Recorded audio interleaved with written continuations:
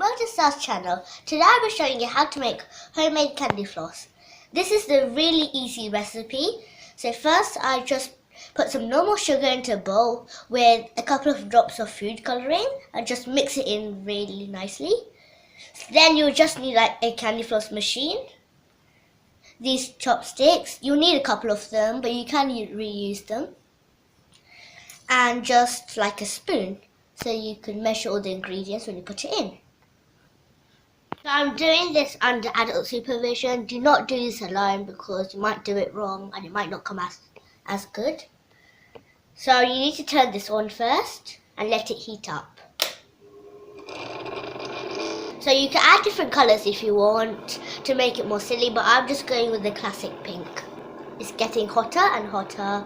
You can see the orange underneath. It's available online and in selected supermarkets.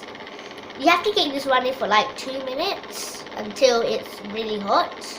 So don't stand next to it, don't touch it because you'll burn your fingers because it's really hot. You get 1 teaspoon and just gently put it in.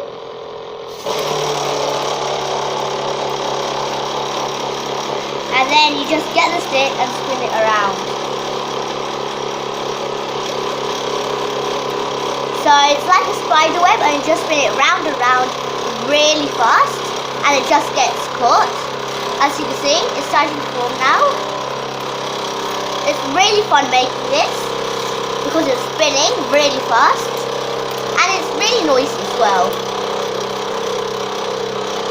Just keep on spinning it until it gets really big and you can tuck into it. Yum yum! Spin, spin, spin!